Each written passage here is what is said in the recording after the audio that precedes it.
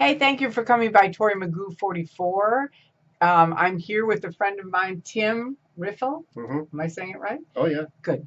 And we met, we have kind of an interesting story together, but tell how you got interested in Scientology. He was never in, thank goodness. So how did you get interested? Well, when I moved to California in 1995, I moved to an area out in the desert where some Charles Manson family members, ex-family members, lived. And there was some strange encounters, but I really won't go into that. But I decided to reread Helter Skelter, uh, the story about the Manson murders and the trial. And when I reread it, there was something I caught, which was Charles Manson took Scientology courses when he was in prison before he got paroled in 1967, Right. which was before the murders. And so I had already known a little bit about Scientology, reading the Time magazine article in 1991, but this time I really got a little bit more interested in it. And I read everything you could possibly find on the internet. I read Marjorie Wakefield's The Road to Xenu. It's Russell, good because we got the other stuff to tell. You right. read a bunch of stuff and you got And into it. And say about IRC. and then eventually I waded into ARS, and that introduced me to some of the people, some of the well-known critics at the time, which led And to that was in me the 90s, right? 99. 99. And then So I was still in there. I got involved in the MIRC chat rooms, which is where a lot of discussion took place amongst the Scientology critics. And the big thing was when Bob Minton was involved, and he was standing up the Lisa McPherson Trust. Right, which Lisa McPherson was a person Scientology. She wanted to get out, so she got out of her car, took off her clothes. She was taken to Morton Platt Hospital. She wanted to just stay there. They came and got her, locked her in a room, and she was dead after 17 days. So they have LisaMcPherson.org, and they have LMT, which is the Lisa McPherson Trust, which Bob Minton, Stacy, and Stacy started in honor of all the families that have lost children and loved ones. And every December around that time period after her death, there was like a really large picket. Right. That was like the largest anti-Scientology picket before Anonymous came on the scene several years later. Right. But anyway, on IRC, when you left the church and you went to the LMT, and this was like the fall of 2000. Right. I left in July of 2000.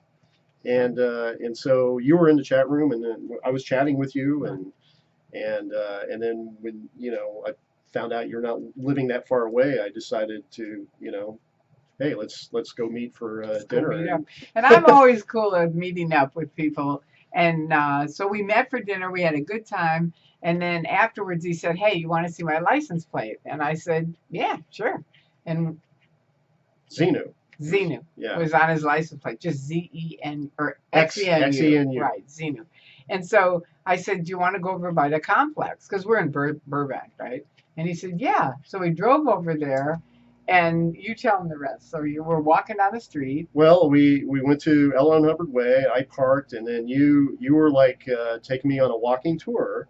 Right. And pointing out various Scientologists that you knew when you were in, and explain what their situation was, and then all of a sudden there was a group of young uniformed Sea Org girls that tried to they approached us for body routing us into AOLA, right, to go witness a OT5 graduation. Well, they didn't say that at first. They just started body routing him across the street, and I thought, okay, this will be good. He can see what body routing is, which is where they just physically take you somewhere. So they took us in front of AO, and then that lady came out and said, "You have to come in. There's an OT5 rundown, an OT5 completion, and you guys have to come in."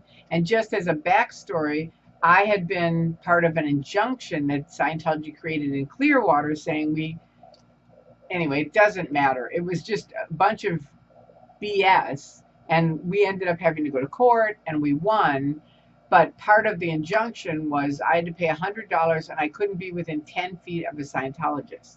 So we didn't know if that was just in Clearwater or everywhere across the United States.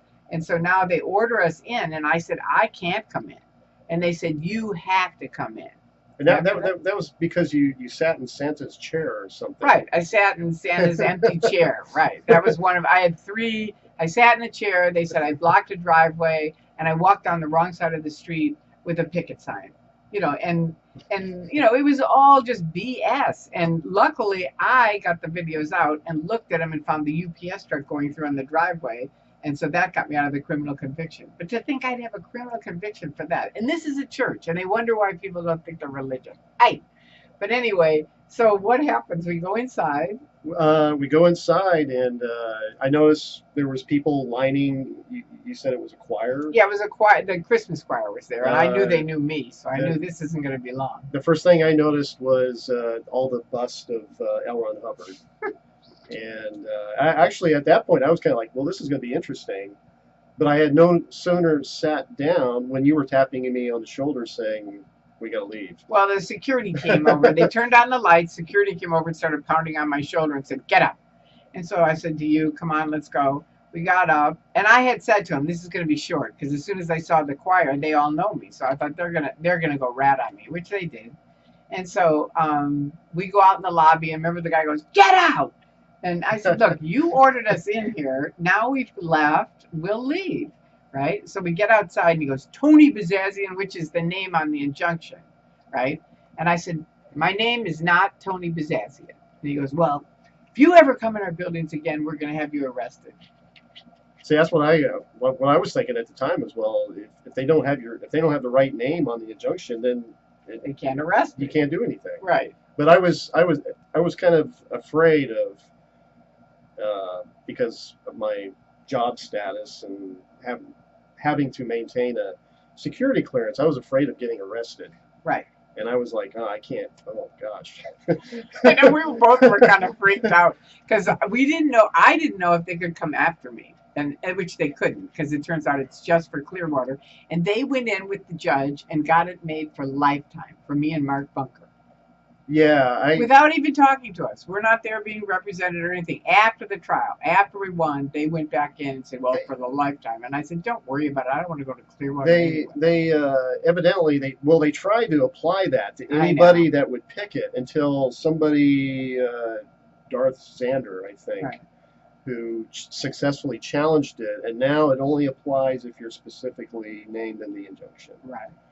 So anyway, that's how we've become friends, and he just went to CountyCon, and you had a great time there, right? Oh yeah, yeah. That was my first one. I didn't go to last year's. I'm not really a commentator on the bunker underground, but I do read it. It's a good source of information about what's going on, and there's a lot of things going on right now.